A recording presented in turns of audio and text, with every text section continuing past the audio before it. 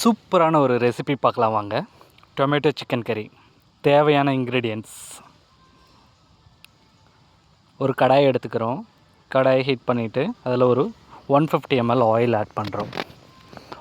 Oil நல்லா heat ஆனவுடனே கொஞ்சமாக சோம்பு, ஒரு பட்டை, 2 லவங்கம், ஒரு ஏலக்காய் போட்டு நல்லா வணக்கிக்கலாம். அது கூட பார்த்திங்கன்னா கொஞ்சமாக கருவேப்பிலை அண்ட் குண்டு மிளகாய், பட்டை மிளகாய் இருந்தால் கூட ஆட் பண்ணலாம்.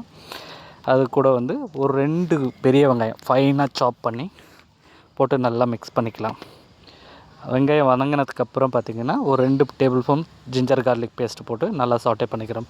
அது நல்லா பொன்னிறமாக வந்ததுக்கப்புறம் ஒரு டேபிள் ஸ்பூன் வந்து சில்லி பவுடரு, ஒரு 1.25 டீஸ்பூன் வந்து coriander powder and chicken masala வந்து ஒரு டேபிள் ஸ்பூன் போட்டுக்கிறோம். இதை நல்லா மிக்ஸ் பண்ணிவிட்டு அது கூட வந்து கொஞ்சமாக பிளாக் பெப்பர் அண்டு சால்ட்டு, கல் உப்பு ஆட் பண்ணிக்கிறோம்.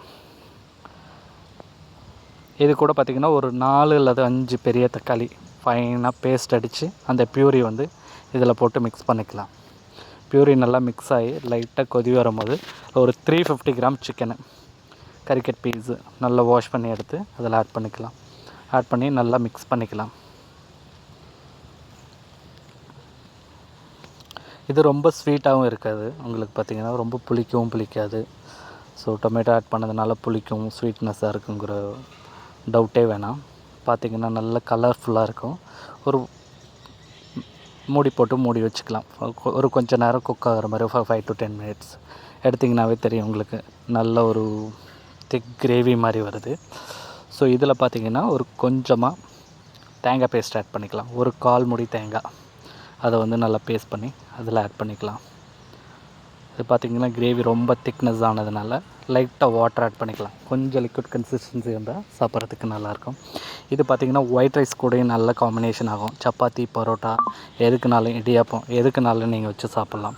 டேஸ்ட்டும் ரொம்ப சூப்பராக இருக்கும். ஃபைனல் டச்சாக பார்த்திங்கன்னா நல்லா ஃபைனாக கொரியாண்டர் சாப் பண்ணி ஆட் பண்ணி இறக்கிக்கலாம். சூப்பராக இருக்கும். நீங்கள் வேணால் வீட்டில் ட்ரை பண்ணி பாருங்கள்.